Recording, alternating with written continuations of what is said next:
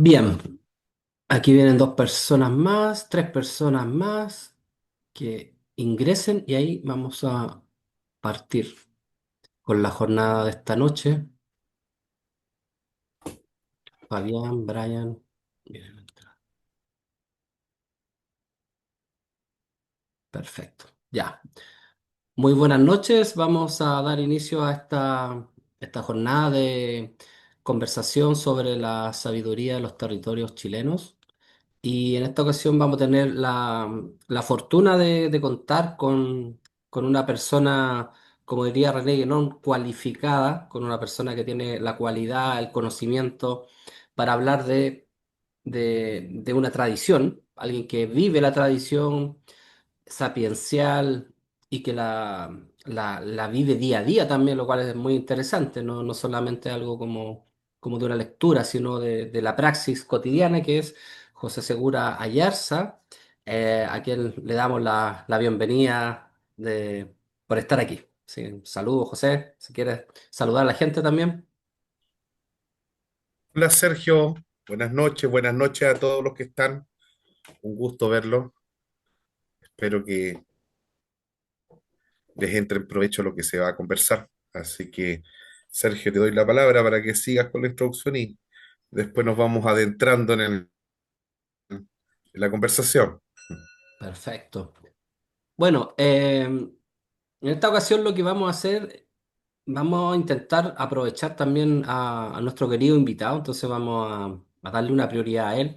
La gente aquí ya, muchos de ustedes ya me conocen, están mis libros, hay hartos videos en mi canal, entonces ya creo que eh, como me ubican, entonces vamos a priorizar las tradiciones del norte, pero de todas maneras, lo presentamos esto como sabiduría de los territorios de Chile, obviamente tenemos que hablar del sur, del centro un poco. ¿Qué es lo que voy a hacer yo ahora para después pasar a un conversatorio con José?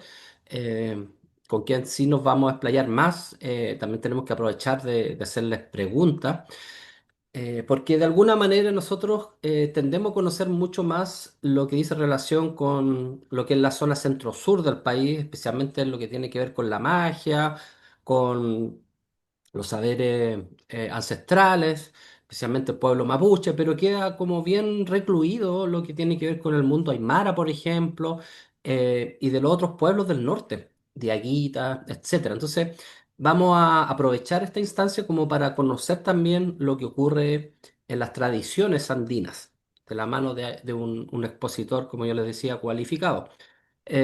Bueno, en general los que me ubican, ¿cierto? Ya saben que soy investigador, escritor, pero también soy practicante de brujería. Este no es un tema que solamente lo investigo, es algo que practico y que tiene que ver también, como hablamos un poco antes, sí, como off the record con José, tiene que ver también con un tema del linaje familiar y tiene que ver también con ciertas preguntas que uno se va haciendo desde niño. Y, y me he dedicado especialmente a lo que tiene que ver con el estudio de la brujería y de la mitología oscura del sur de Chile, ya sea Chiloé, pero también me interesa mucho lo que dice relación con la conmovisión tremenda del pueblo mapuche y también reivindicando lo que somos la mayoría de los que habitamos este territorio. Somos personas que tienen, por un lado, sangre americana, pero también sangre europea. Entonces, también incorporo en mis libros el saber del campesino, el saber de la persona de una aldea, de un pueblo. No excluyéndolos, porque en el fondo Chile está compuesto de muchos pueblos. Y bueno, aprovechando eso, también haciendo un ejercicio ahí de publicidad, recomendar mi último libro o comentarles mi último ensayo, el tomo 2 de Brujería Chilena. Son estos dos textos. Este salió el año pasado, este salió ayer, ¿ya? Así que por eso quería aprovechar de mencionarlo, donde hago un trabajo intento hacerlo más riguroso para explayarme un poco sobre toda la brujería chilena dentro de lo que se pueda, obviamente, porque estos son temas que son inagotables. O sea, una sola persona no podría hacerlo, sobre todo tampoco uno cuenta con el apoyo estatal o de fundaciones. Entonces, en el fondo, lo que uno hace, lo hace por puro amor y ahí las cosas se van dando en mejor o menor eh, medida de tiempo que uno tenga. Entonces, uno le va robando tiempo a la noche, quitándose las relaciones, haciendo todo un ahorro para poder hacer esto. Además que mucho viaje, continuamente yo estoy viajando. Entonces, así uno va recopilando información. Saludos ahí también a Juan.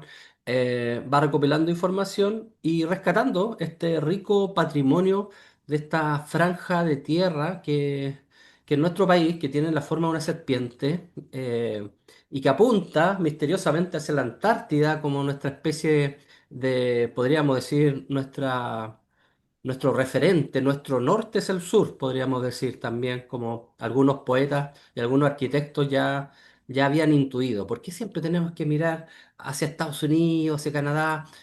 Que obviamente son territorios interesantes. Pensemos que ahí estaban los Sioux, habían pueblos muy interesantes, pero nosotros estamos más cerca de la Antártida, entonces está todo este misterio helado, está toda esta cosa muy Lovecraftiana también, de mucha cosa que podría pasar ahí. Entonces, esta es una invitación también a que podamos como aprender tanto de los pueblos originarios de nuestro país, como también del mestizo, como también de la persona que eh, trae un conocimiento que viene muchas veces de Europa y que también hay que rescatar. O sea, de hecho, una de las cosas que yo admiro mucho de José, y lo digo con toda honestidad y sinceridad, es que él se entronca muy bien, por un lado, con el tema amerindio, el tema americano, indígena, ¿cierto? Nortino, pero también él incorpora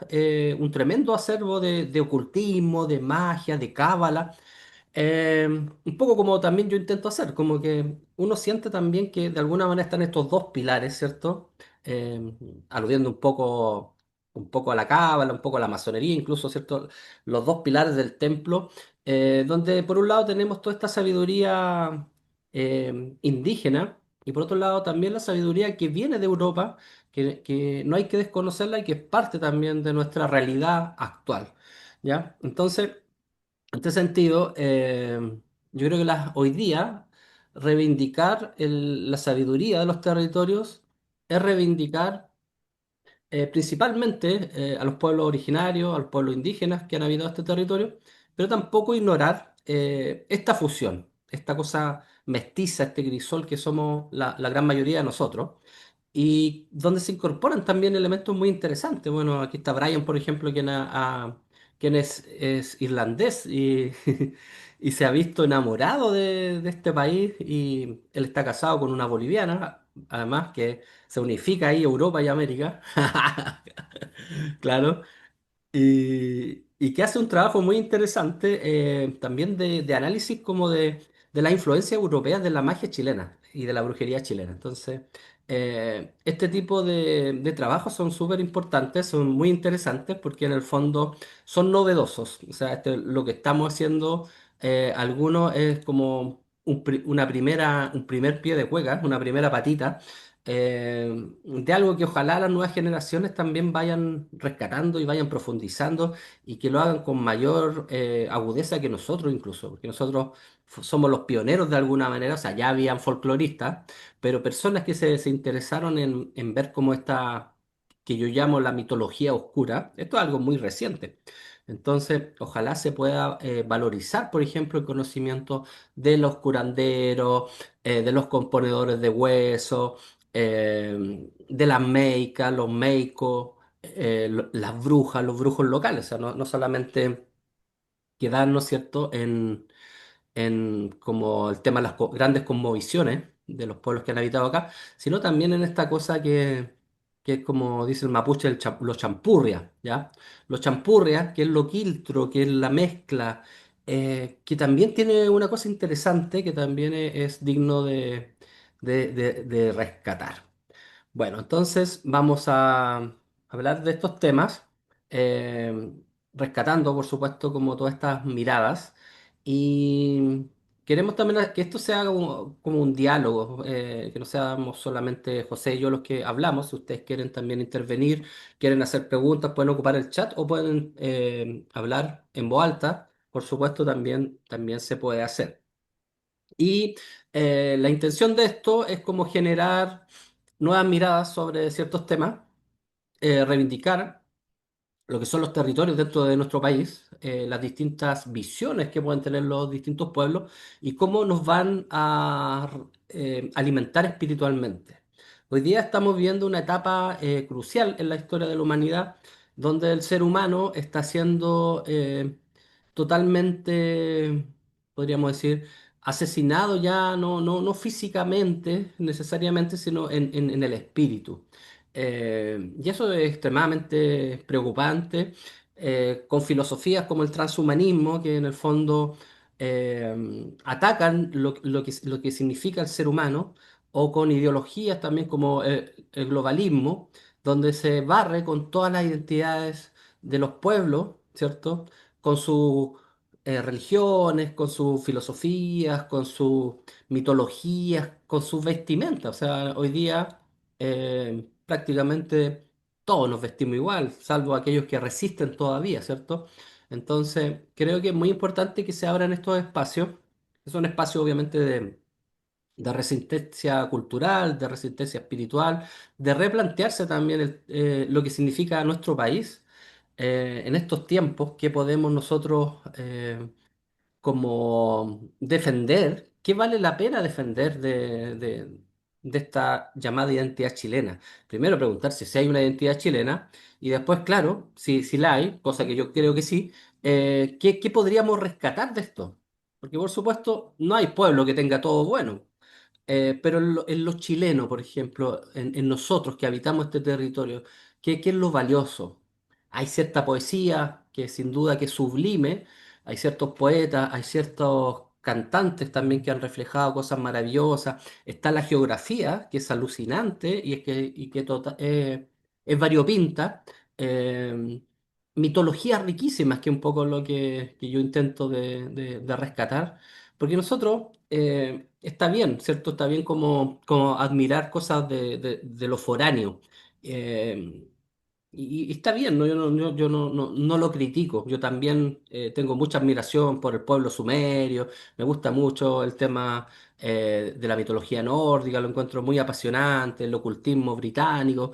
Pero tenemos que saber también de lo que ha habido acá. Tenemos que saber que existió una organización poderosísima como la Recta Provincia, que de alguna manera puso en jaque a las autoridades locales en Chiloé durante mucho tiempo. Tenemos que conocer eso, que tenía un sistema iniciático muy interesante. Tenemos que saber también de Machalí, ¿cierto? Las brujas de Machalí, conocer también lo que ha habido en la zona central del país. Tenemos que conocer la tremenda conmovisión aymara, que ahora José un ratito más nos va a explicar sobre eso. Y por supuesto, el pueblo mapuche, por supuesto, eh, los Selknam, y porque en el fondo constituyen también una parte importante de esta historia, de esta terrible historia, de esta sangrienta historia de nuestro país, pero que también tiene momentos de lucidez, que tiene momentos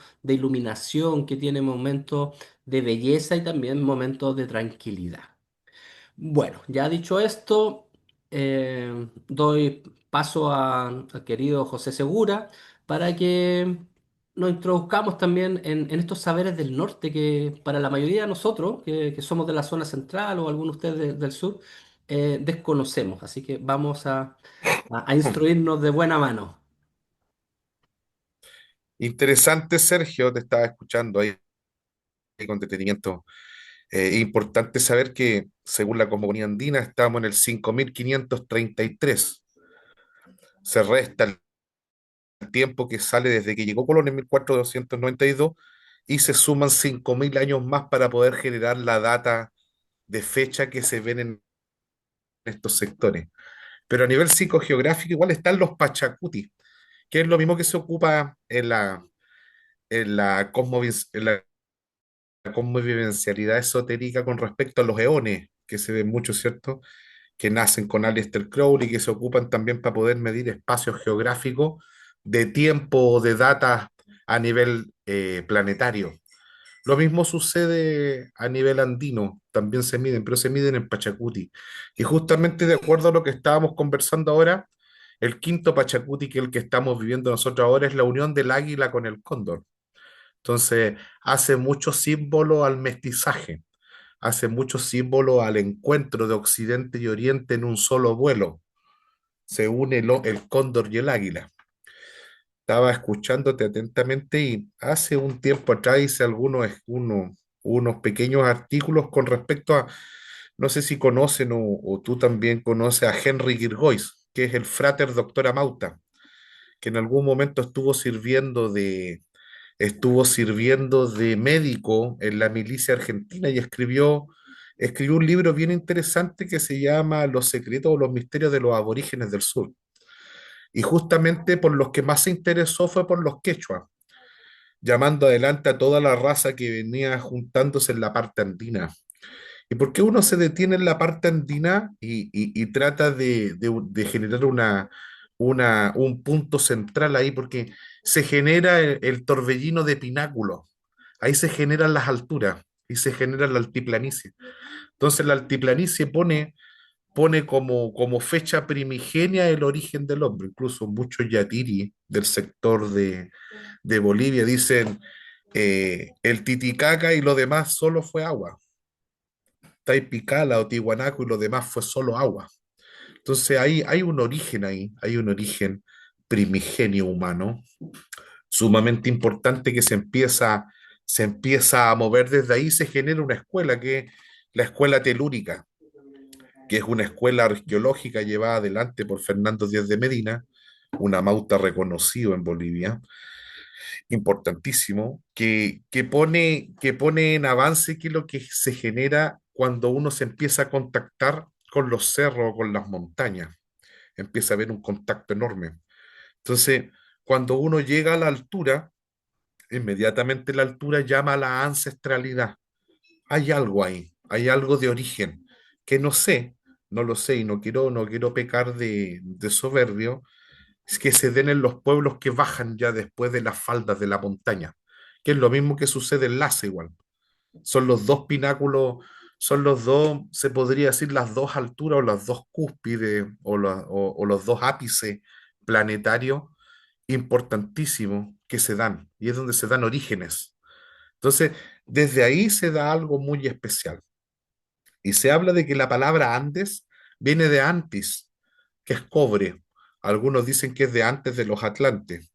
Otros dicen que es el corte del cerro en el viento, que se da justo en el sector donde se parte por la mitad América, que es lo que hablaba Henry Girgois, que es una palabra que se da en el sector de Guatemala. Dice que era una palabra maya incluso. Entonces, hay un viaje enorme en lo que respecta al Ande. Es justamente el sector norte de Chile, se une o se unifica con el pináculo, se unifica con la altura. Y en la altura se da algo especial. Primero que nada, se da algo que todos los que hemos estado acá en la altura, sucede que la realidad se dobla, se pone lisérgica per se. Es la naturaleza de la realidad ser lisérgica. Uno llega a la altura y ya la oxigenación y cómo funciona el cuerpo cambia totalmente. Deja de tener una realidad en cota cero. O sea, tu cuerpo ya funciona de manera distinta y es muy fácil que lo mítico ingrese dentro tuyo. Es como que el lenguaje corpóreo se abre y deja que el mito se pueda adentrar, se pueda intrometer, se pueda hacer carne. Entonces hay un enlazamiento bien especial en la altura. Y se habla de un Mahabharata hindú, lo mismo que el Mahabharata, se dan los cerros, la misma historia, es una historia ancestral que se cuenta de boca en boca, de boca en boca y pasa, y al igual que la cábala, una tradición desde el maestro al oído del discípulo, y así en las colectividades, porque no hay linajes específicos en el mundo andino, hay linajes colectivos, son todos hijos de todos, que algo que también muy extraño, muy distinto al occidental, algo que sucede en el Ande. Entonces, cuando uno se refiere a la altura, sucede algo muy especial, es ritualístico en sí llegar hasta ahí. Entonces, es por eso que llama tanto la atención. Entonces, en esas pachacutis que se podrían llamar, se habla, se habla mucho de las eras. Entonces pasamos por una época oscura. Hemos pasado por épocas lunares y épocas solares. Dentro de la época que estamos actual, y es donde cae también el imperio incaico, es el culto al sol. Pero el culto anterior al sol fue lunar. Por eso que casi todos los pueblos preseleníticos estuvieron en la oscuridad. Y por eso se habla mucho aquí de la cultura gentilar, que es totalmente pretérita y antecede a la aymara. El aymara tiene un abuelo, se podría decir, que es el puquina, que son idiomas antiquísimos, donde se dio que fueron adoradores de la oscuridad y de la luna, incluso antes de que el sol saliera. Entonces, el culto solar es un culto nuevo. Es lo mismo que sucede con los eones esotéricos ligados al esoterismo occidental, donde se habló, ¿cierto?, que hubo un eón de Osiris, después pasó, o sea, pasó el eón de Isis, al león de Osiris, después león de Osiris, al león de Horus entrelazado con el de Maat, como habla Kenneth Grant. Lo mismo sucede aquí con los eones, pasamos de un eón oscuro a un eón solar. Y es ahí donde viene el patriarcado y donde viene toda la figura masculina a generar un método de control de la realidad en el lugar, porque la palabra Pachamama no significa madre tierra, significa madre realidad, madre dimensión, madre espacio-tiempo. Es la figura que genera la realidad. Entonces la madre que nos cobija del punto en cómo tú te encuentras con lo que va a ser proyectado de ti mismo hacia afuera. Porque se supone que afuera hay una gran ilusión. Y esa ilusión que se da es la proyección tuya que hace ver que se pueda generar una verdad. Entonces, es bien interesante la profundidad que hay, pero para poderla ir a buscar, como son lenguajes orales y guardaron muy poca tradición escrita, hay dos formas de conectarse con esa tradición. Una es de origen mítico, que es ir a buscar el culto, ir a buscar la sabiduría a través del mito, por un estado alterado de conciencia, por una reflexión, por una gran ritualidad, unificándote a la ancestralidad de la tierra. Y el otro es ir que en algún momento, por un concepto de Pangea, ¿cierto? De un reunimiento total de la tierra a nivel planetario, estuvimos todos juntos, nos enlazamos en las magias.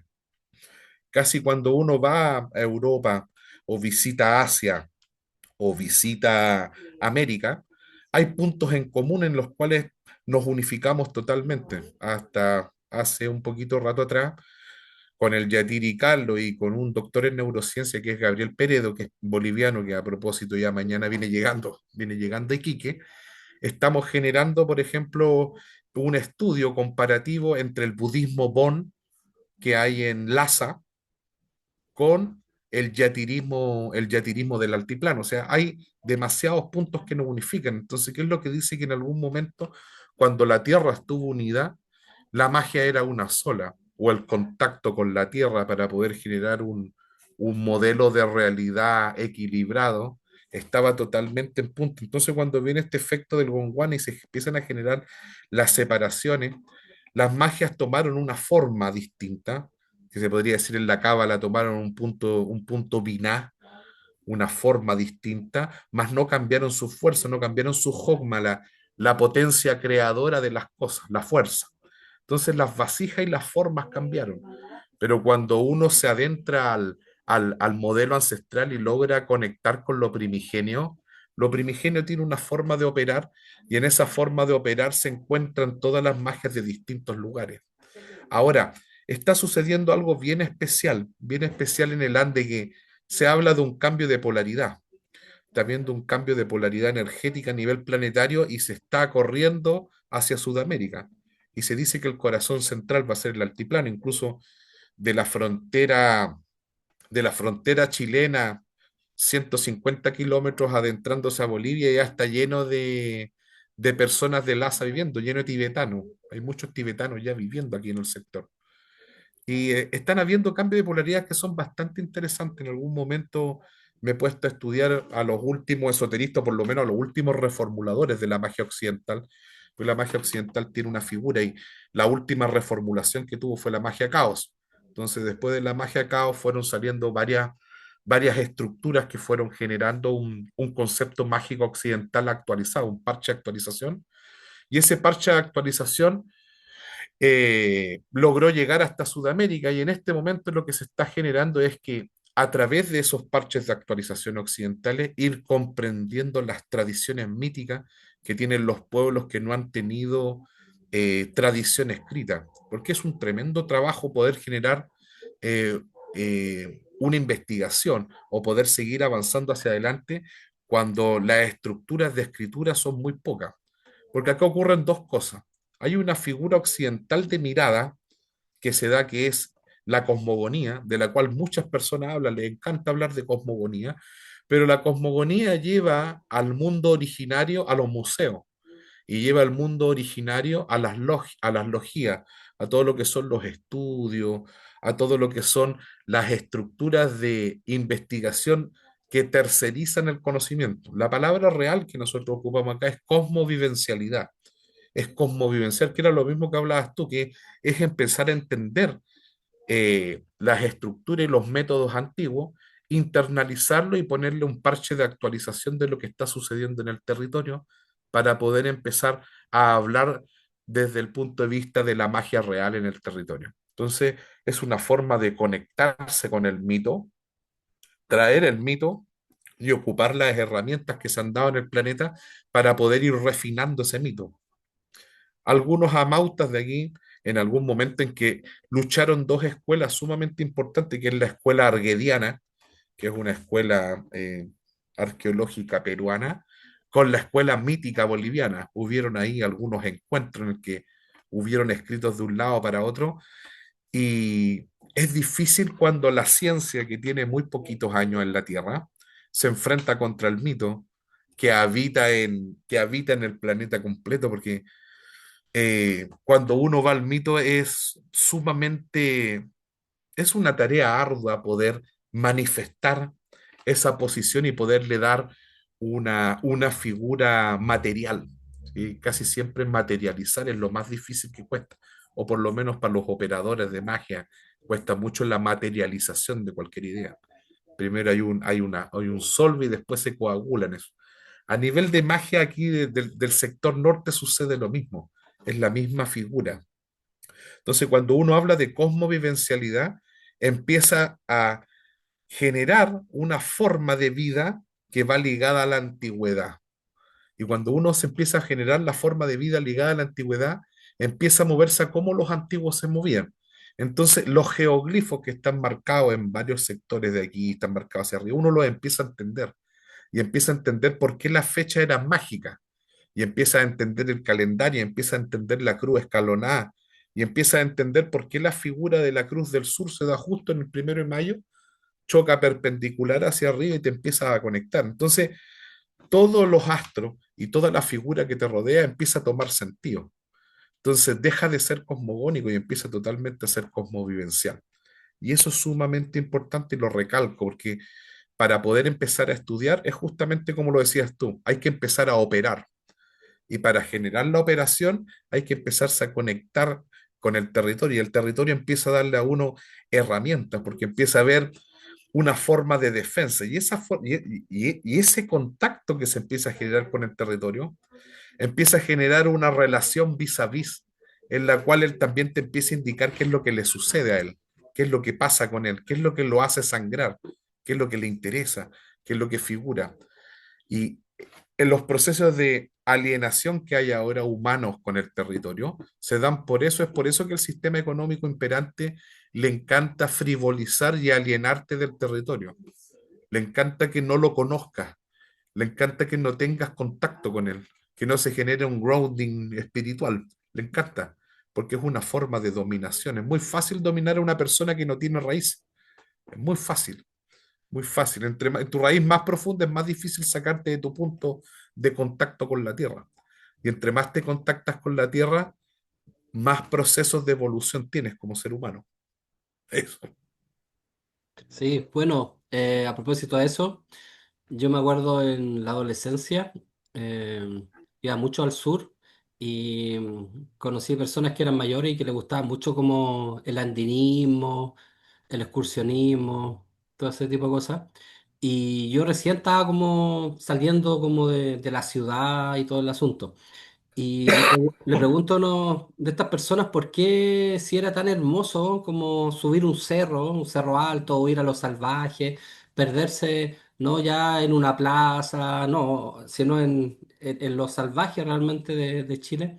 Si eso era tan maravilloso, ¿por qué no se enseñaba? Y sobre todo si tenemos la fortuna de estar como guiados por esta columna vertebral que es los Andes, a todo el país prácticamente, incluso la Antártida, hasta los Antartandes. O sea, estamos siendo, continuamente estamos ahí con la cordillera, ¿cierto? Y nos vamos casi, y no se lleva a los niños a la cordillera. Entonces le preguntaba a esta persona mayor y me dice, es que si tú subes, un poco como decía Nietzsche, si tú subes, ves, tienes otra mirada de las cosas. Desde arriba uno ve totalmente distinto la vida, las propias experiencias, y te das cuenta de la vastedad del mundo. Entonces, yo me imagino, claro, gente del altiplano que vive en la altura, que constantemente está ahí hablando de los sapos, tienen otra mirada. Incluso una vez leí un artículo muy interesante que hablaba que se llamaba sobre la supuesta pasividad del hombre andino. Ese era el título, sobre la supuesta pasividad del hombre andino. Porque muchas personas como muy occidentalizadas y modernizados critican como tanto al mexicano como al boliviano porque son muy lentos, porque no se apuran, porque no han desarrollado tecnología supuestamente. Entonces, este artículo era en defensa de eso, porque en el fondo, el mundo moderno, el tiempo es como tan rápido, es tan diluido también, tan falso que no da tiempo para una observación, no da tiempo para disfrutar con tus hijos, para conocer al vecino. Entonces, la mirada desde las alturas te cambia totalmente. Sí, sí, sí, sí, totalmente. Mira, estaba leyendo acá que Brian Sullivan puso El mensaje secreto de los siembres de Guanaco y el lago Titicaca. Es un interesante libro de Guillermo Lange. Tuve la ocasión, lo tengo y lo leí hace un tiempo y lo interesante que tiene que es una actualización de lo que escribió Fernando Díez de Medina y lo que escribieron los antiguos amautas cuando Bolivia se transforma en nación. Entonces es interesante Guillermo Lange Loma, porque él toma el conocimiento de esto y también lo une a la teosofía y lo une también al esoterismo occidental para dar una figura total. Es bien interesante ese libro. Yo recomiendo siempre La Teogonía Andina y Introducción a la Mitología Andina de Fernando Díez de Medina. Pero saliendo de ello, La Lengua de Adán, que ese libro, La Lengua de Adán, es un libro sumamente interesante que es de Emeterio Villamil de la Rada. Y Emeterio Villamil de la Rada llevó a lo más alto a Bolivia y llevó a lo más alto a Tiwanaku, sorprendiendo al mundo completo con su investigación científica. O sea, es un libro que todavía no se puede decir que no es como lo que él dice. Incluso hace asimilaciones con el hebreo, hace asimilaciones del idioma aymara con el hebreo, con el chino, con el sánscrito, y empieza a generar toda una unificación de lengua, hablando de este tema que habíamos hablado, que era la Pangea, en el momento en el que estaba unificada la tierra en sí. Es sumamente interesante. Y otro libro que es sumamente interesante se llama Más fuerte que la tierra. Ese libro se presentó en el Congreso de Bolivia como el modelo de la educación que tenía que tener todo Sudamérica, en el cual te mostraba cómo tenía que moverse Sudamérica, qué es lo que los niños tenían que aprender, porque hemos crecido en una sociedad que está totalmente en desintonía con el crecimiento territorial. En algún momento, el bajista de Congreso, no recuerdo el nombre, el primer bajista de Congreso, se podría decir ¿cómo se llama el primer bajista de Congreso? Ah, estuvo aquí en una charla hace un tiempo, estuvimos conversando incluso de este mismo tema. ¿Cómo se llama uno que vive en el Arrayán? Bueno, no recuerdo el apellido, pero hablaba de lo que le sucedió a él con la cultura mapuche. En un momento él quedó sin sonido por dentro y se le repetían sus sonidos, y él se daba cuenta que había un vacío existencial musical dentro enormemente, incluso se dio un tiempo de recogimiento para poder entender qué era lo que le estaba sucediendo adentro. Él no sabía si era depresión, si le estaba pasando algo. Y en algún momento en un viaje a México se encuentra con un chamán mexicano y el chamán mexicano, antes de Jorge Campos, pusieron Jorge Campos, pero es antes de Jorge Campos. El papá de Jorge Campos, se podría decir. Holman, Ernesto Holman, ahí me acordé, Ernesto Holman. Incluso escuchen, él tiene un disco que nace de lo que le estoy contando yo, que se llama El vuelo de Ñamco. Y Ernesto Holman dice que le dice, puta, levántate a las 3 de la mañana, levántate como si te hubieses levantado, sale afuera de tu patio y habla. Y él estaba en el Arrayán. Y dice que lo hizo, se limpió. Y dice que le viene como un arrebato y salen unas voces entre medio de los árboles. Dice qué es lo que quiere y empieza a escuchar un sonido. Y empieza a escuchar la rítmica del Choique Purum. Pam, pam, pam, pam, pam, pam, pam, pam, pam, pam, pam, pam. El 1-2 continuo, el 1-2 continuo, que era el sonido territorial. Y empieza a sentirlo y empieza a venir como un arrebato y en ese arrebato le viene una forma de iluminación y cambia totalmente su sonido musical, en lo cual lo ha ido viajando desde que le sucede eso, lo llevó a Estados Unidos, estuvo con los más grandes jazzistas y en todos los lugares donde él va a tocar el jazz, lo toca en esa rítmica que es el choique purón. Un, dos, un, dos, un, dos, como suenan las pifilcas. Pa, pa, pa, pa, pa, fra, fra, fra, fra. Acá en el sector norte se da el un, dos, tres tarapaqueño. Pam, pam, pam, pam, pam. Esa es la rítmica que hay aquí. Entonces, cuando uno empieza a entender el territorio se empieza a abrir dentro de uno. En los procesos andinos le llaman sirinamiento. Todos los que estén ligados al mundo andino saben lo que es la sirina o los procesos de sirinamiento. Cuando tú te empiezan a repetir las melodías internamente, ocurre dentro tuyo que te empiezas a sentir el vacío y tienes que llevar tu instrumento en una caída de agua. Y viene una sirena y toma el sonido y te cambia el sonido y a través del cambio de sonido de tu instrumento también te lo cambia a ti. Muchas veces pasa la serpiente andina y ingresa por dentro tuyo, sale y tu sonido está totalmente cambiado. Es algo bien interesante que ocurre acá. Y hay sectores donde se dan las sirenas. Hay un sector en Codpa que se llama Jascara, que es la laguna donde vive una sirena. Es un lugar bien interesante. Pero la perspectiva central de esto es el contacto que uno tiene que tener con el territorio. Es sumamente importante la territorialidad, entender el territorio, conversar con el territorio desde un punto de vista cosmovivencial. Primero, cosmogónico, que es lo mismo que ocurre en los procesos mágicos. En los procesos mágicos, o en la forma, se podría decir, en las formalidades mágicas de Occidente, uno comienza con la ciencia oculta y después de la ciencia oculta, que son los modelos formulativos de entendimiento mágico, pasa a los modelos de praxis operatorio que ya dícese y háblese de la magia. Lo mismo sucede también en el mundo andino. Uno parte en los procesos cosmogónicos, entendiendo las constelaciones, entendiendo las estructuras astrológicas, entendiendo cómo se dan las figuras territoriales, y después parten las figuras operatorias o mágicas. Lo mismo sucede aquí. Incluso hace poquito estábamos viendo la, el choque que hay entre Occidente y Oriente. Por ejemplo, toda la cultura helenística es amante de las estructuras curvas. Le encantan las musculaturas, sus esculturas son perfectas. Uno cuando ve las esculturas occidentales, ve que la belleza está en la perfección humana de lo que se ve de la materialidad. Incluso toda la estructura, entre más parecidas son a la manifestación, más bellas son, porque eso es lo que más llama la atención cuando uno va a mirar la escultura o mira la estructura. Son unas verdaderas, eh, ¿cómo se podría decir? Apologías a la materialidad. Y uno las alaba, es Occidente, es una maravilla. En cambio, cuando viaja a Tiwanaku o se encuentra con Machu Picchu, llega a una cultura totalmente ortogonal, llega a la ortogonalidad, todo es recto, todo es cuadrado. Y eso es lo primero que llama la atención. Cuando yo conversé con el Yatiri de Tiwanaku, que nosotros nos quedamos en la casa de él con César Calizaya, que él es el primero en descubrir estuvo en el descubrimiento de varias estelas de Tiwanaku, dijo algo bien interesante con respecto a las estructuras.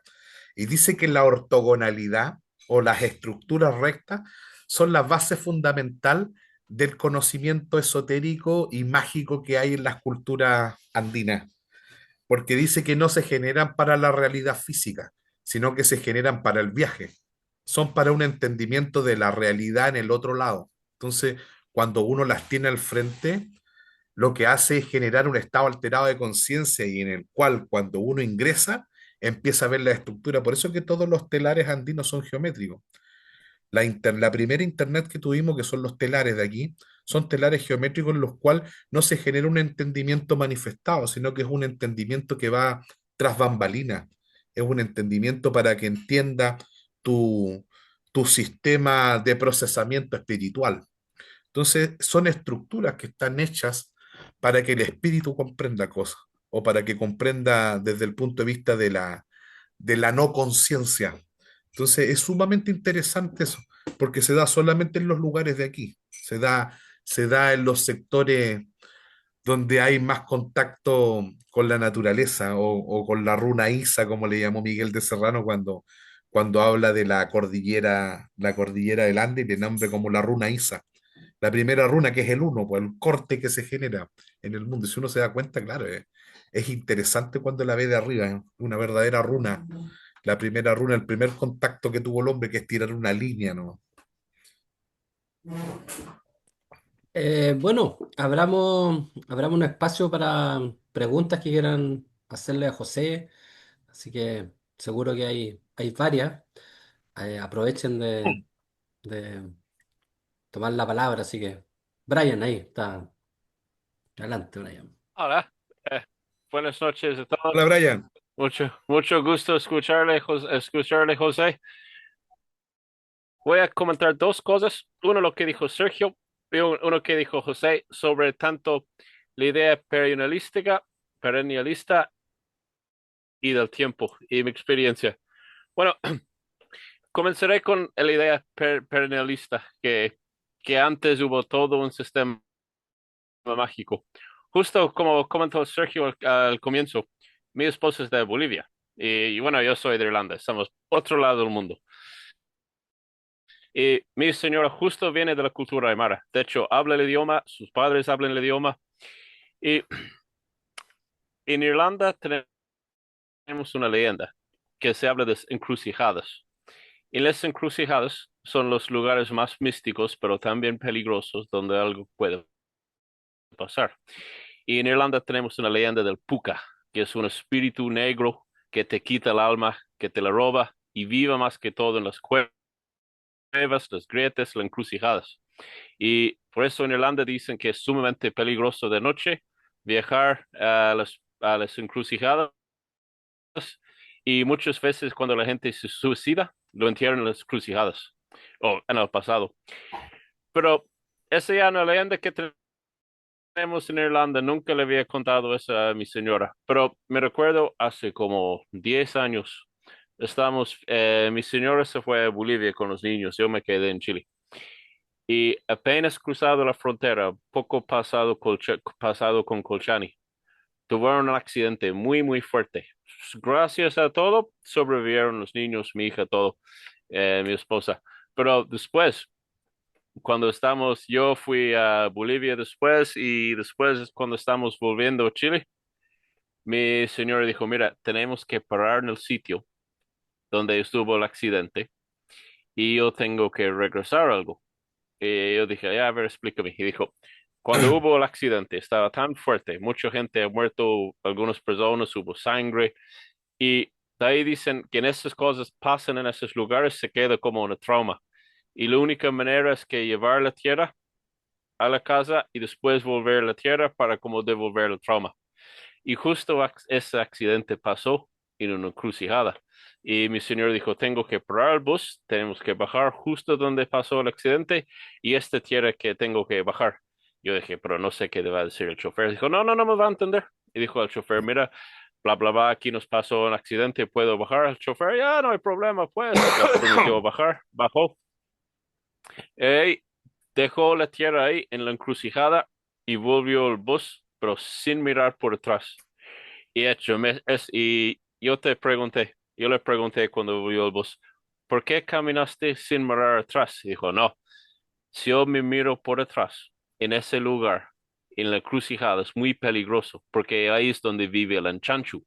De hecho, ¿qué es el Anchanchu? Y ahora mi esposa es de familia evangélica, entonces lo reinterpretan el Anchanchu como el diablo, obviamente. Como igual en Irlanda nosotros interpretamos al Puka como el diablo. Pero dijo, no, es como el diablo, te roba las almas.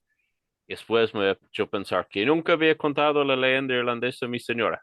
Estamos de miles de kilómetros y culturas muy distintos, pero todos compartimos la misma cosa de la encrucijada y del diablo que roba el alma a las encrucijadas.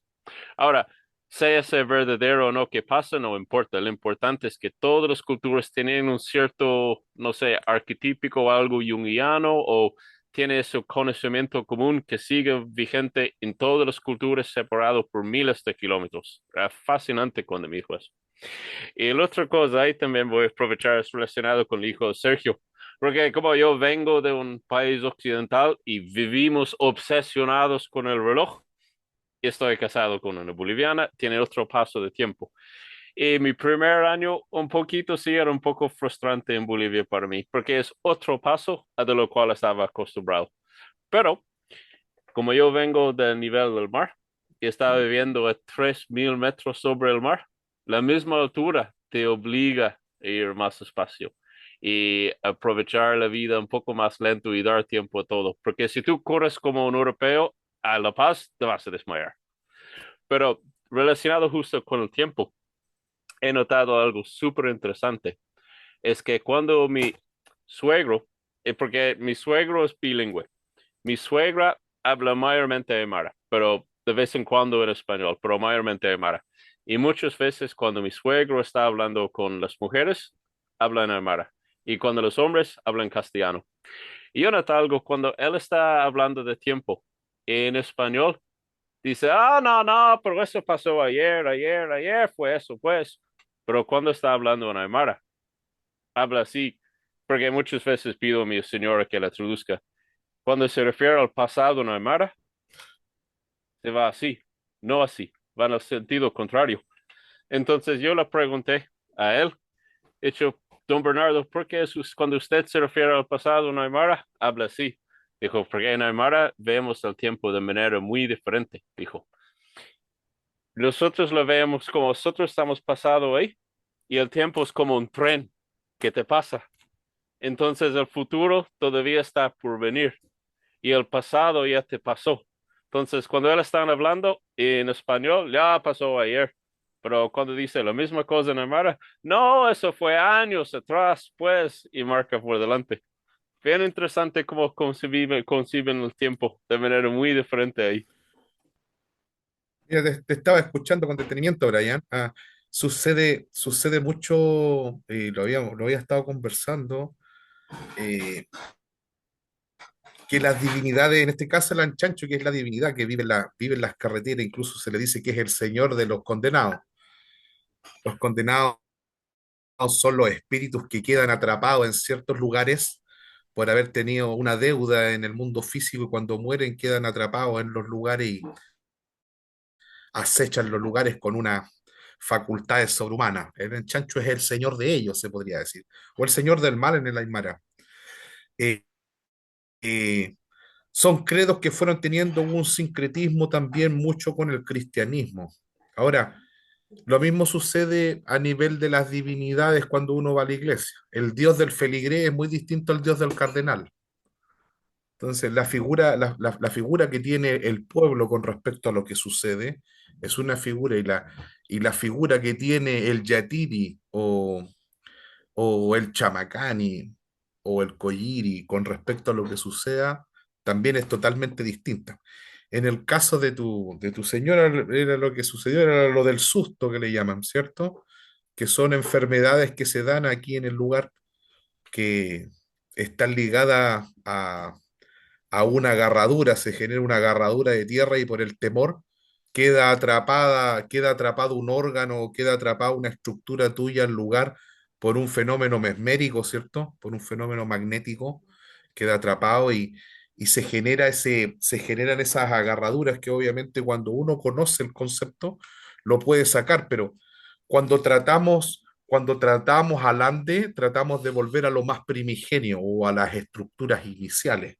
Entonces, es sumamente importante eso de que cuando uno vuelva a la primigeniedad, las estructuras de atrape que se puedan generar son inexistentes. Ahora, hay un erario cultural que obedece a estas agarraduras y están totalmente en contacto, pero es importante el saber cómo atacarlas. Son pocas las personas que saben cómo, y eso es porque tu señora quizás tenía harto contacto con personas que se dedican a. Sí, sí. Ahora, igual, como dije, Me imagino que ellos, aquí supuestamente, se habla, ah, no, no, adelante, supuestamente adelante, adelante. son evangélicos en teoría, pero igual en la práctica muchas veces hacen cosas que yo diría son como brujería. Por ejemplo, otra vez cuando hubo el terremoto en 2010, muy parecido a lo que dijo usted del susto, hubo el terremoto en 2010. Mi señora estaba en Bolivia, yo estaba en Chile. Y en esa noche mi señora tuvo un sueño en que yo estaba en un cuarto que estaba temblando. Después, el día siguiente, vio toda la noticia, bla, bla, de Chile. Yo fui a Bolivia y no podía dormir bien porque aunque en Bolivia seguía soñando con réplicas. Y mi suegro dijo, oh, se le llevó el susto. Y el susto lo tiene. Entonces tiene que volver con él a Chile, al mismo lugar donde él pasó, y tienes que llamar de vuelta a su alma. Entonces mi señora me echó a tomar un baño, echarme en la cama y se puso a llamar mi alma. Yo pensé, si él lo hubiese hecho en Irlanda, esto sería brujería. Pero como es, no sé, es como era raro porque son evangélicos, pero igual practican muy sincretizado o por debajo muchas prácticas andinas que no se han escondido o olvidado para nada. Totalmente. Le vamos a dar la mano, aquí tiene levantada la mano Nivaldo y después a responder Eso. una pregunta que puso Juan Croco aquí que no la había visto, así que la vi recién, Juan. Vamos a esperar que se contacte Nivaldo ahí que tenía la manito Hola levantada. hermano José, No ¿cómo sé si es están? el mismo ¿Cómo están Nivaldo que todos? conozco yo. ¿Cómo están todos? Hola Nivaldo, ¿cómo estás? Hola, ¿qué Gusto de tal? Saludos. saludarlos, gusto de verlos, gusto también de escucharlos. Bueno, lo estaba escuchando atentamente y claramente quería comentar cuando tú hablaste de que, claro, cuando en el fondo tú logras conectar y logras conectar con esta convivencia y en el fondo trabajas en un espacio mágico, este espacio mágico es uno solo y es no solo intercultural o interdimensional, sino que es el espacio mágico probablemente en el que trabajan todas y cada una de las culturas que está.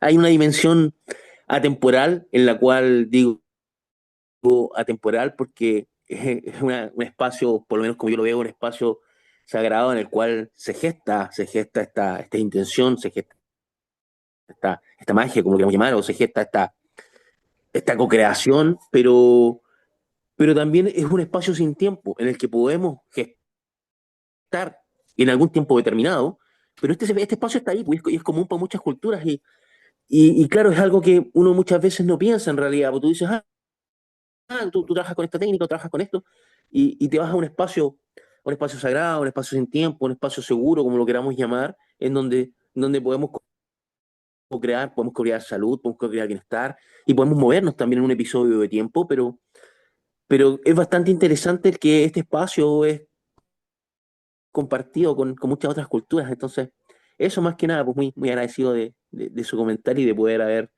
de cierta manera, entendido. Totalmente, gracias Nivaldo. Claro que sí, po. Hay un espacio en común donde convergimos todos y lo que pasa es que el entendimiento y el lenguaje que hay que utilizar es el lenguaje territorial para que la magia pueda acceder a un tipo de activación. En algún momento lo hablamos con Sergio, quizá amigo, que estábamos en un proceso de generamiento del rito andino antiguo y aceptado, que es una forma de traer la ritualidad andina para que Sudamérica se contacte con un rito que está ligado a la ancestralidad territorial y poderlo unificar con cualquier tipo de magia que tú tengas. Pero la gracia de que para que tu magia se pueda activar a nivel territorial es que el territorio la entienda. Es lo mismo que sucede acá cuando tú quieres invocar a Pachamama o quieres hablar con Pachamama, tú no hablas con Pachamama directamente porque no puedes hacerlo. Tú tienes que dirigirte a un cerro. Por eso que todas las comunidades tienen contacto, tienen un cerro sagrado. Entonces, el contacto es con el cerro y el cerro triangula para hablar con Pachamama. Esa es la triangulación que hay. Entonces, son procesos re importantes de entender el lenguaje territorial y unificarlo con tu lenguaje mágico que tú tengas o que cada persona ocupe para poder operar o para poder dirigir sus energías. Pero la gracia es entender la conceptualidad territorial. Eso es sumamente importante para poder estar en armonía y hablar un idioma que la tierra entienda. Justamente, porque el Y acá hay territorio una te forma de entienda. operar. ¿Cómo? Justamente poder conversar un lenguaje que el territorio te entienda, para que sea recíproca esta comunicación, como decías tú. Si no yo hablo en B y el territorio en C y nadie conversa Totalmente, con nadie en realidad. totalmente. Y con respecto a lo que decía Brian, igual, creo que hay un personaje que es sumamente importante, que es el señor de los minerales, y del cual yo siempre hablo, tengo cierta fascinación por él, que es el Chacha Supay. Y el Chacha Supay, que es el señor del mineral, que también el cristianismo y todo el proceso sincrético lo llevó por un lado de la maldad, es el que controla el poder planetario en este momento. O sea, todos los minerales que salen del sector norte de Chile y de los sectores norte de aquí, unificando Argentina, Bolivia y Perú, son los que generan el control planetario total. O sea, todo el mineral que se extrae de aquí es el mineral que genera el contacto real de todo el planeta. Incluso las armas de destrucción masiva son hechas con el mineral de acá. Entonces, algo sucede, algo de mal está conectado con el mineral también. Pero ahora, algo de mal del punto de vista cristiano. Ahora se están utilizando mal los minerales, pero creo que la cosmogonía andina se le ha dado muy poca importancia de lo que realmente tendría que tener porque los cambios que hay a nivel planetario se generan aquí Tú en lo este dijiste, la punto de polaridad está manera cambiando y se está viniendo todo al norte. totalmente hay algo. Y con respecto a lo que decía Juan Croco, que hizo una pregunta en el chat, yo no la había visto, y puso cuáles son los paralelos entre el budismo bon tibetano y los yatiri. Bien interesante porque nos generamos y nos vamos un poquito más atrás. Y hay hay tres estructuras que están ligadas al mundo mágico en la estructura humana. Uno son los Kojiri, que son las personas que están dedicadas a la medicina, a tratar la medicina, muy parecido a los Machi, muy parecido a los Meiko, a las personas que están ligadas a la medicina. Después están los Yetiris, que ya tienen una visión más espiritual o de un entendimiento más profundo de las realidades invisibles. Y después está una figura bien especial que se da muy poco en el Ande. Y yo logré tener contacto en algún momento con esa estructura y a mí me llamó mucho la atención que son los chamacanis. Y ellos sí tienen mucho de budismo Bon. Y esos chamacanis se casan con un cerro. Ellos tienen contacto con un cerro y pueden llevar al cerro de manera presencial a tu casa. Ingresan a tu casa y hacen una invocación al cerro y traen el cerro y se sientan con el cerro en tu casa. Y se genera una conversación gutural, telúrica, terrible dentro de tu casa, poco menos que la casa se destruye a nivel físico y se vuelva a reconstruir en la madrugada, con una conversación que se da con el cerro. Es algo bien especial. Incluso se ve muy poco, quizá chamaganis deben haber en algún lugar muy especial porque ya se transforman como en errantes, se transforman en personas que ya se casan con ese cerro y cargan, porque al final eh, los yatiri, los koyiri son cargos, po, y cuando uno habla de cargos se genera una carga entre los hombros, se genera un peso. No es mucha gracia, que hay muchas personas que le encanta decir, oye, yo soy colliro, yo soy médico, o- y es maravilloso que tengan ese contacto, pero también se genera una tremenda responsabilidad. Decir que A uno es propósito, algo es hacerse cargo de eso y es la responsabilidad que tienes que tener. O sea, qué bueno que la estés tomando y te hagas cargo, porque hay que hacerse cargo. En este caso sucede lo mismo, no sé si vieron esa película una película de unos ilusionistas, no recuerdo cómo se llama, pero hay una parte en que sale un viejo con una pecera entre las piernas. Sale una pecera y el truco que tenía él era hacer aparecer una pecera y hacía aparecer la pecera. Entonces todos se preguntaban cómo hacía aparecer una pecera con los peces en el agua. Entonces, otro de los magos que estaba todo el tiempo mirándolo, uno de los prestidigitadores que todo el tiempo miraba al viejo para cachar de dónde venía el truco, se dio cuenta que el viejo vivía y moría con la pecera. Entonces se levantaba en la mañana y hacía su quehacer diario con la pecera entre las piernas. Y si lo invitaban a comer a algún lugar, iba con la pecera entre las piernas, entonces ya le había modificado su caminar. Entonces en el momento en que habla con otro prestidigitador, le dice, ¿sabes cuál es? ¿A dónde está la magia? Radica en la voluntad del viejo de andar trayendo la pecera entre las piernas. Entonces es sumamente importante el acto de la voluntad en los procesos mágicos, totalmente, súper importante. Y ahora iba lo de Juan Croco, que se me va a ir, me voy por la rama, que los chamacanis trabajan, trabajan con esta fuerza telúrica que lo tiene mucho el budismo Bon, y en el punto en el que trabajan mucho con la sombra. Hay un trabajo con la sombra que algunas escuelas esotéricas lo han tomado para hacer trabajos propios, incluso los iluminados de Tanatero y algunos discordianos también, y obviamente otras órdenes esotéricas tomaron mucho eso del budismo Bon, que es el trabajo con la sombra. Hay un trabajo con la sombra y el silencio que generaron mucho los chamacanis. Ahora, esto está totalmente, ahí estamos haciendo un estudio enorme de recabación de información porque hay tan poca información con respecto a los chamacaní, que son una estructura que se ha dado y hay como dos o tres personas que aún tienen ese contacto, porque aquí los yatiris sí tienen contacto con sus cerros territoriales, o sea, hay un cerro en cada comunidad. Aquí hay cerros que son famosos, o sea, creo que uno de los más importantes en la región es el Tatajayura. El Tatajayura, para los viejos que están más ligados para el sector de Queve, para el sector de Colchán está Mamá Guanapa, está el Pixasani, Iguana, Cerro Esmeralda, Huantaca, Huantajaya y así, una serie de cerros aquí, el sector es de puros cerros. Entonces cada comunidad trabaja con sus cerros, pero el Chamacani tiene un contacto distinto con el cerro porque logra hacer parte de él la fuerza telúrica, logra ingresar la fuerza telúrica y a través de un acto teúrgico bota como desde dentro de él un ectoplasma, lo mismo que se genera en la alta magia ceremonial de las magias occidentales, logra como sacar desde dentro de él un ectoplasma, se podría decir, o una figura, en donde esta estructura y esta fuerza telúrica toma una figura física con la cual él puede sentarse a conversar. Y las personas que están dentro de la casa sienten la conversación como que la estructura de la casa se mueve completa. O sea, nosotros, bueno, yo he estado en alguna ceremonia en la altura donde las cosas llegan a una complejidad enorme, las cosas que uno piensa que hasta la vida puede estar en peligro. Se pone compleja la estructura. Y lo otro que se me olvidó tocar cuando estábamos hablando de la ortogonalidad con respecto al mundo occidental, ocurre también desde el punto de vista astrológico, que es re interesante esto. Mientras Occidente miró las, las uniones de luz que se daban en el cosmos, ¿cierto? Incluso todas las estructuras o figuras que hizo Occidente fue la unificación de las estrellas para generar luz. El mundo andino vio las sombras.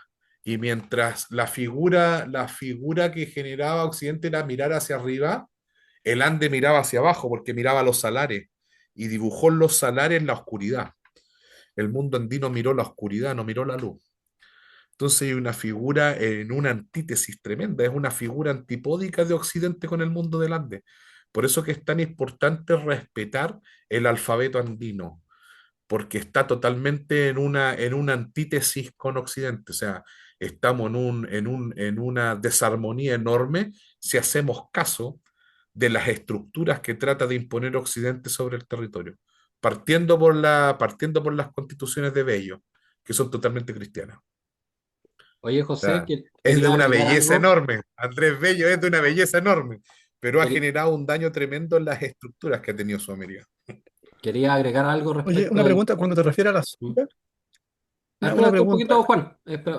Como un paréntesis nomás. Que como para vincular un poco norte y sur, a propósito del tema de los cerros y podríamos decir los sabios. Hay un caso muy interesante que ocurrió el año 60 a raíz de este maremoto y la inundación de Valdivia, que hubo un sacrificio que hizo una machi mapuche. Bueno, esa machi mapuche lo hizo en un cerro Tentén, que son los cerros de salvación. Caicay, Tentén.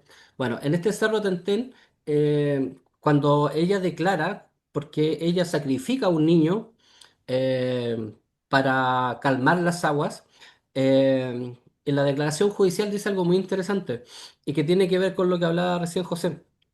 Ella dice, yo soy el Tentén, yo soy el cerro Tentén y el Tentén soy yo. Hay una clara identificación entre el chamán, por decirlo de alguna manera, para que se entienda, la machi, ¿cierto? Con el cerro. Eso, ya. Juan, ahora sí. No, cuando tú hablas de la sombra, José, ¿te refieres a la sombra según Jung, así como Ah, arquetipo? mira, qué interesante, Juan. De la totalidad, ¿en qué sentido? Cuando uno se hace consciente de que proyecta algo negro que lo rodea a uno, se pone re complejo porque la única respuesta que hay es lo que la ciencia dice. La ciencia dice que hay un acto de reflejo que choca el sol y choca la luz y se genera una estructura de sombra. Pero cuando uno empieza a generar un acto de meditación con respecto a lo que está proyectando, se genera algo enorme y uno llega, incluso hay maestros que se dedican a ver tu avance a través de cómo vas llegando tú a las reflexiones a través de las sombras que te rodean.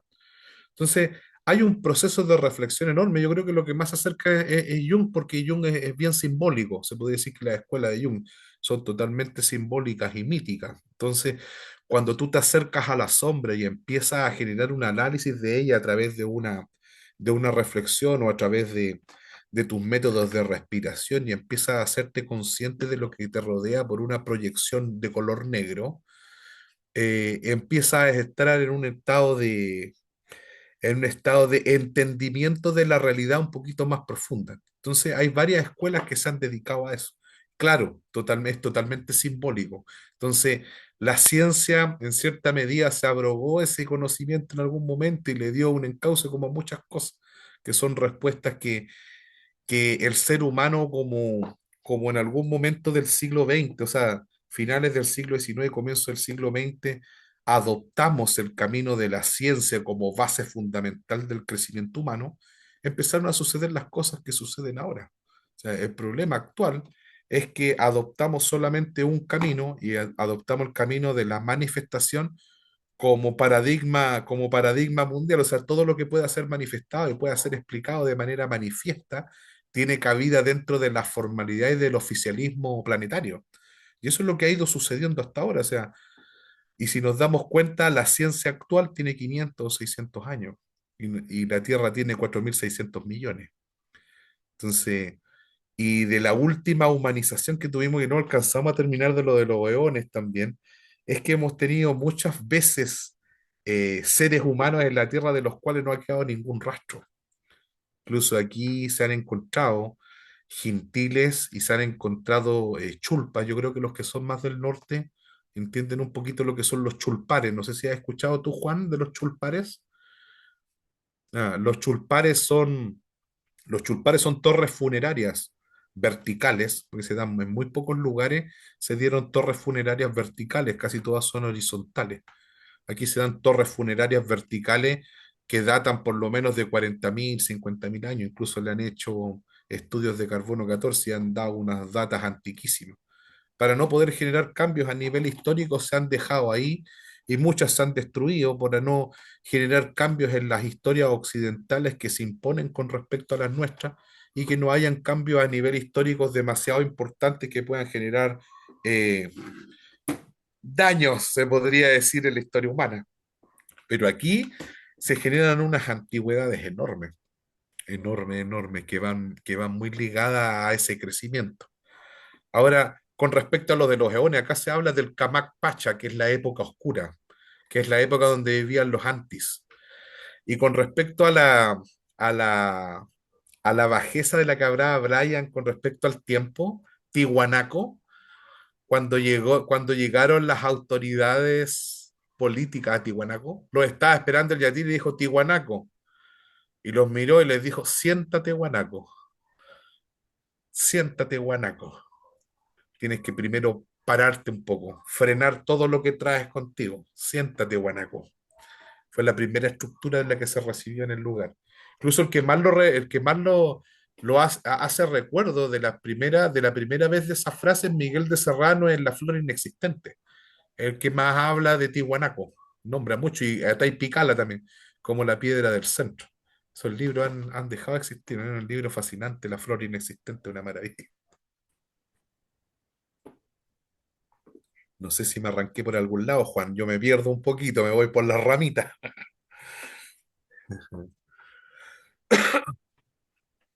Ah, está bien. A mí lo que me llama la atención es cómo esta doctrina primigenia, lo que decía hace un rato Brian, respecto a que topa con cosas que se superponen en lugares tan distantes y tan que nada dice que exista un contacto, como es, Totalmente. como el altiplano e Irlanda. Y en este caso, como es los Himalayas arriba, digamos, y bueno, el altiplano, los dos lugares altiplánicos, pero por qué altiplánicos pudieran como llegar a los mismos, no sé, pero el mismo rito, una misma cosmovisión? Lo habíamos conversado con respecto a lo mismo que pasa también con las mesas. El mundo andino se mueve en las mesas. Hay mesas de liberación, mesas a Pachamama, mesas en las que comen la tierra, mesas que se le da a los difuntos.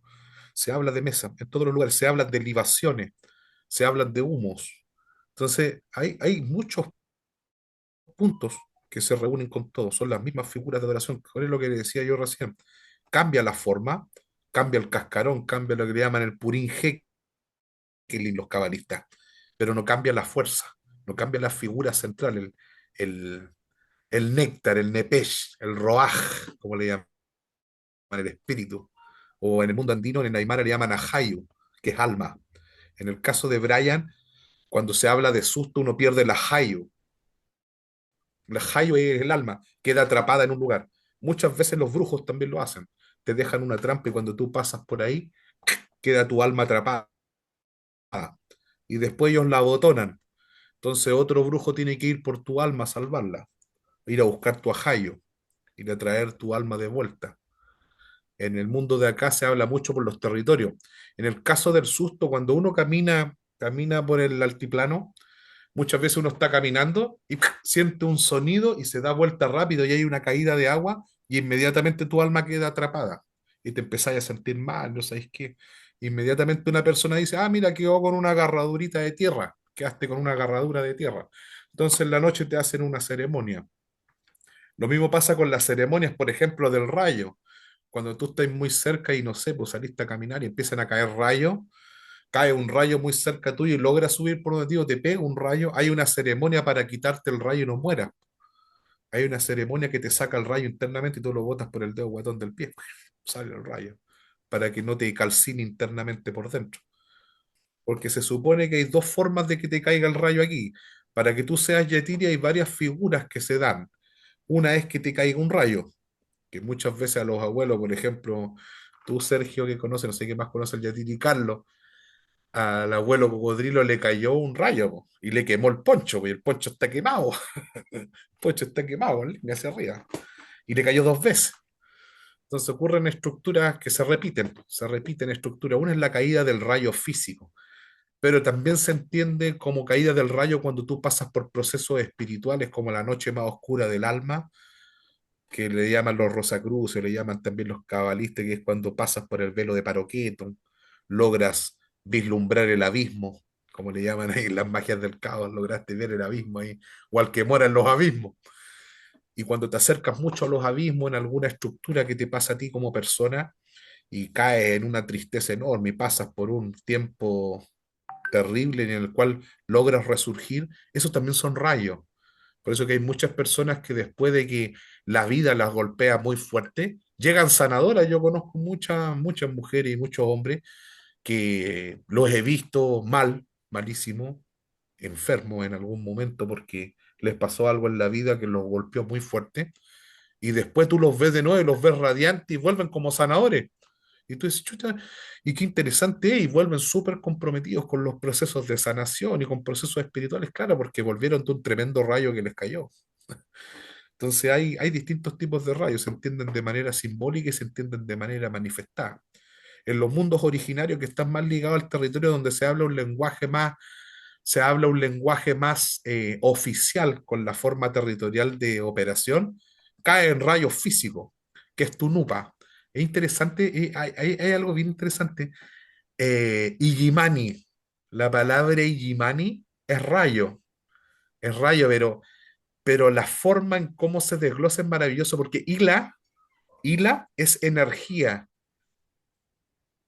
O sea, Iyapu, disculpen, me fui totalmente, estaba hablando de Illimani. Illimani es resplandeciente, pero Iyapu es rayo, Iyapu es rayo, y Iyapu es Ila, que es energía, y Apo, que es la más alta jerarquía. La forma, ¿por qué se le dice a los cerros? Se le llama Apo, que es la más alta jerarquía, entonces, y ya pues la energía de la más alta jerarquía.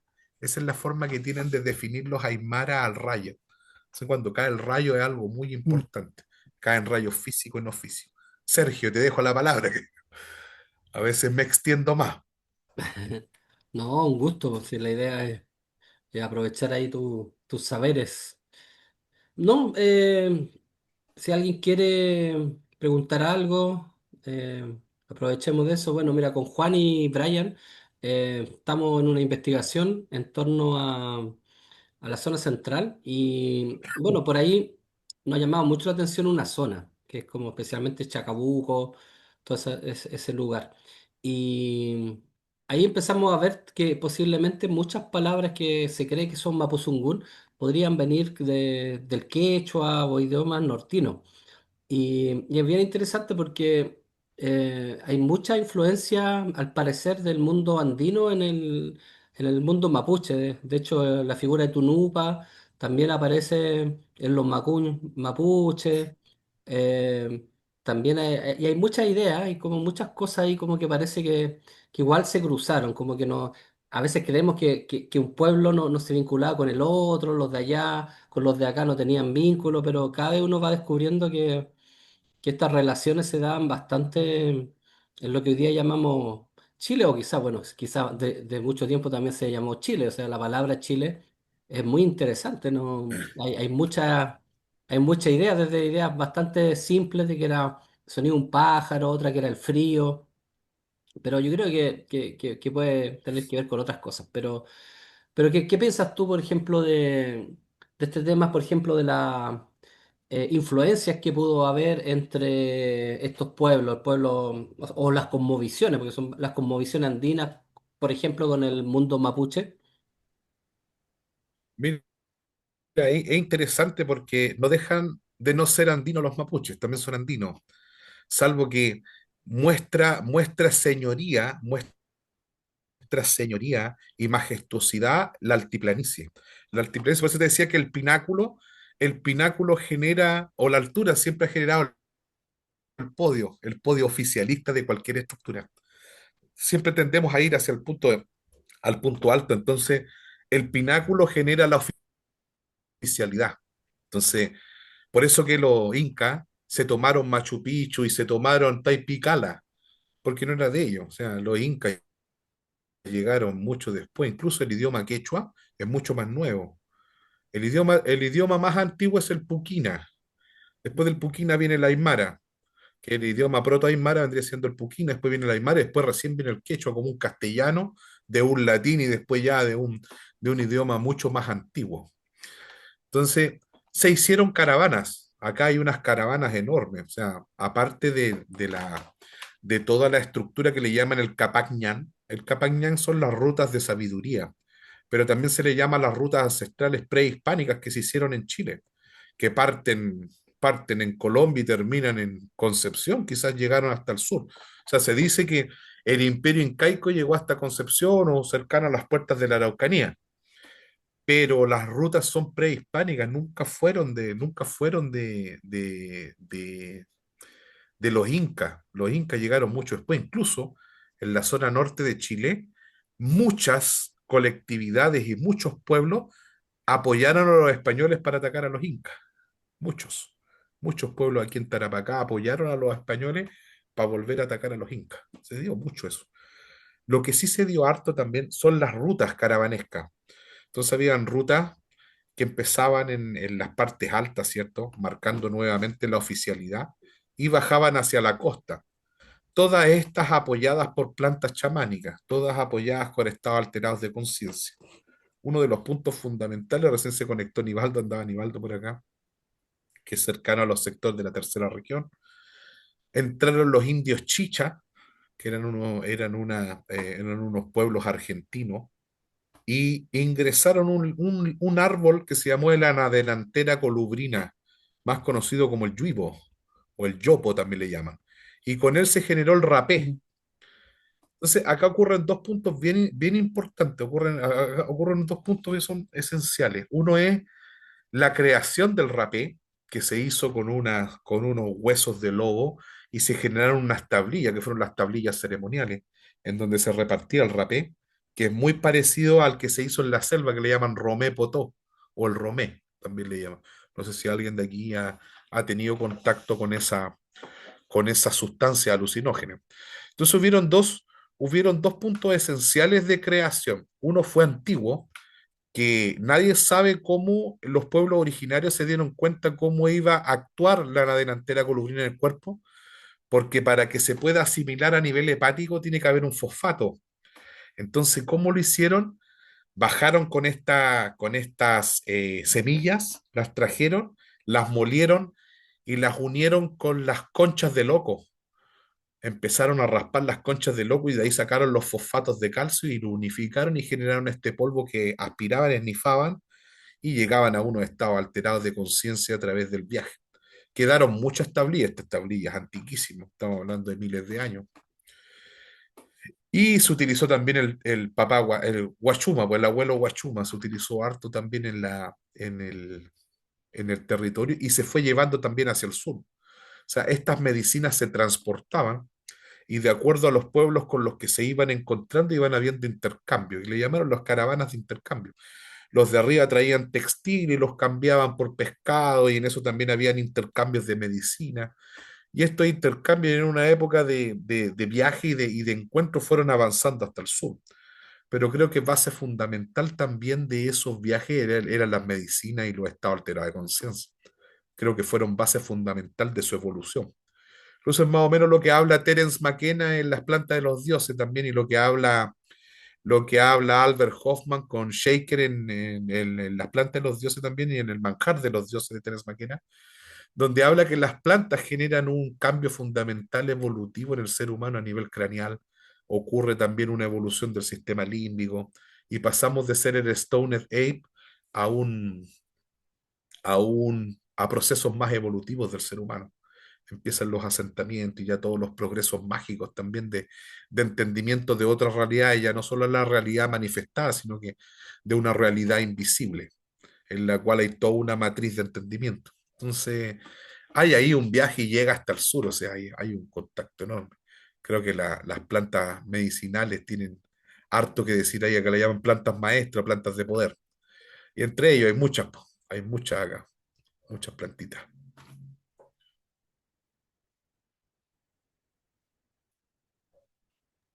¿Alguien más que quiera preguntar para que ya vayamos cerrando en virtud de la hora? ¿Hacer una última pregunta o alguien que quiera manifestar algo que le parezca interesante?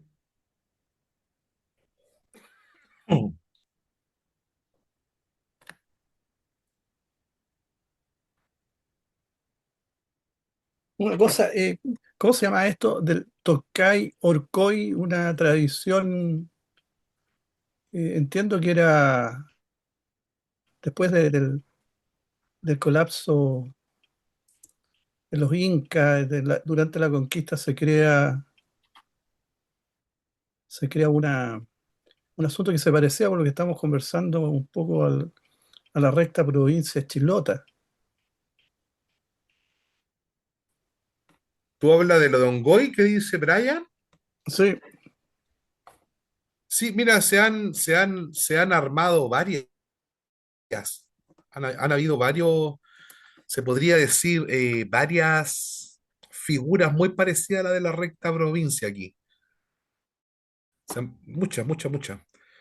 Creo que a través del tiempo hemos tenido varios contactos, incluso los navegantes del Gran Espíritu en cierta medida tratan de restituir ese contacto cada cierto tiempo para poder marcar épocas en las que pasan los periodos originarios, estas estructuras para evitar eh, que las formalidades que quieren instaurarse puedan ejercer un control total, o sea, cada cierto tiempo está pasando eso.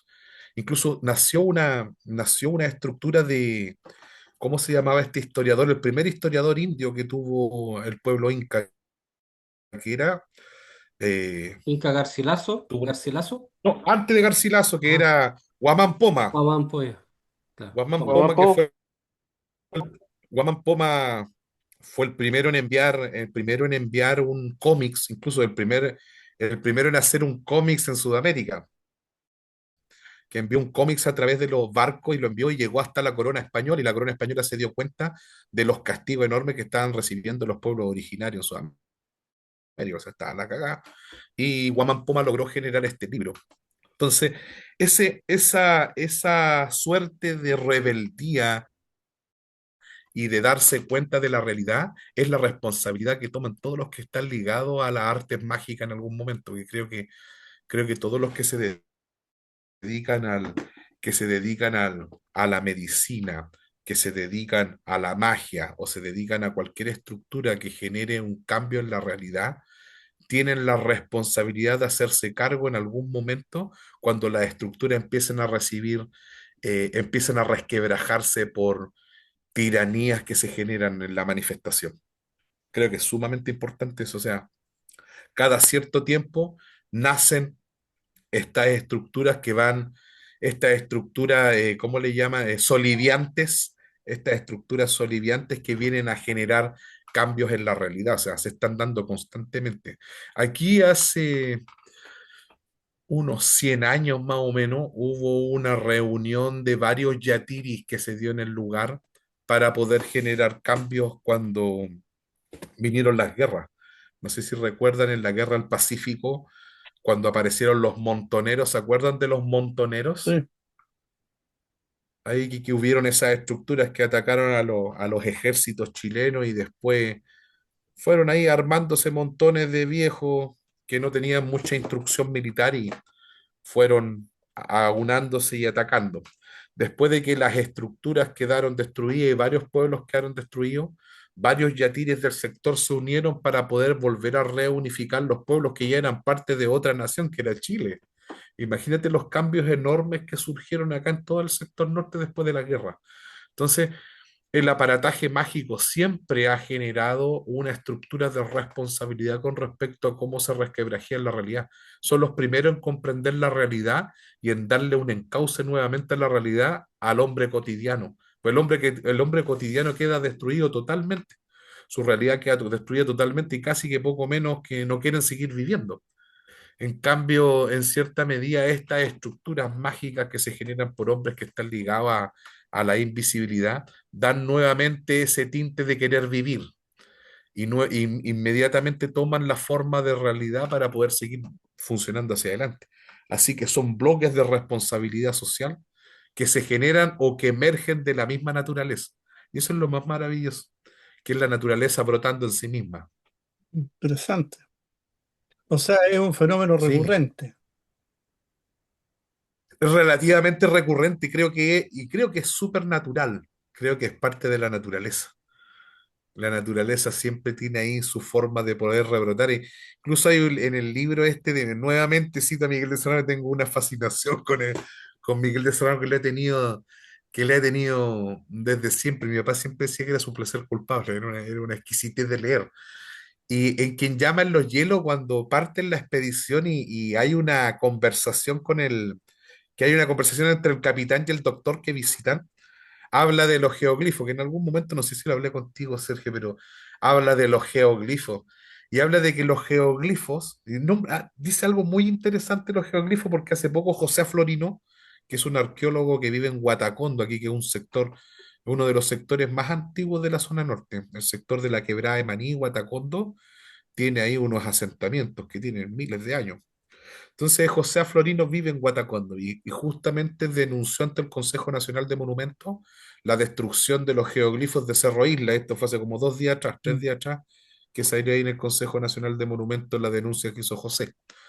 Entonces, justamente conversé también con él esto de los símbolos, que Miguel de Serrano explica que entre la conversación del capitán y el doctor, le explica que los geoglifos en algún momento son símbolos que el ser humano deja en la tierra y que cuando llegan los cataclismos y destruyen todo, porque en este momento estamos viviendo una época de estabilidad geológica, pero en algún momento las estabilidades geológicas hace unos 1000 años atrás eran enormemente cambiantes y cambiaban cada cierto rato, muy rápidamente habían cambios geológicos enormes. En este momento estamos viviendo una época de estabilidad de unos miles de años. Entramos en una época de estabilidad geológica.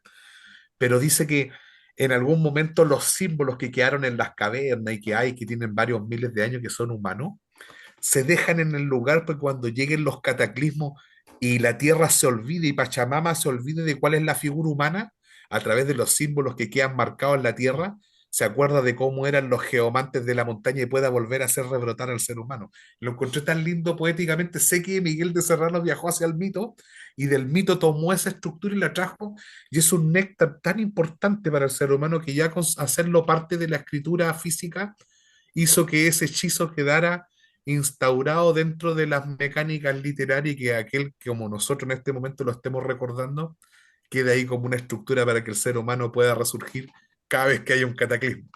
Así que ves que puedo y quiero resguardar a los geoglifos del punto de vista psicogeográfico, siempre me refiero a esa frase, que es una frase re interesante.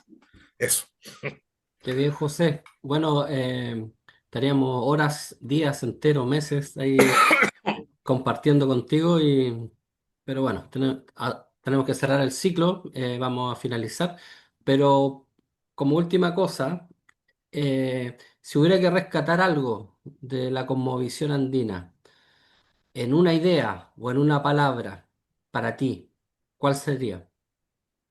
Huiracocha. Huiracocha y Tunupa, Jayaya. Huiracocha y Tunupa, la palabra Jayaya haciendo de que se manifiesten los tres mundos a la misma vez. Cuando tú dices Jayaya, dices que estás presente en todos los mundos a la misma vez. Entonces digo Huiracocha y digo Tunupa como su gran hijo, el rayo indiscutido, ahora y siempre. Ujú. Bueno, muchas gracias. Muchas gracias, sinceramente, José, y a todos los presentes por esta tertulia y por este acercamiento también a las cosmovisiones de los territorios de Chile, especialmente en esta ocasión del norte. Estamos atentos ahí para otra posible conversación con José en la medida que se pueda, ¿cierto? Así que van a estar invitados, por supuesto, para generar esto que hace tanta falta, el diálogo, la conversación interesante, Totalmente. inteligente, en tiempos de oscuridad. Bueno, muchas gracias. Descansen. Totalmente. Buenas noches. Jayaya, gracias por Allá, todo ya. también. Un gran abrazo a todos. Gracias. Y como dijo, se rompen las cadenas arriba, siempre con un gesto soliviante hacia el universo, rebelde, como siempre. Un gran abrazo, hermano. Gracias por todo. Chao. A romper las cadenas. Abrazo. Buenas noches.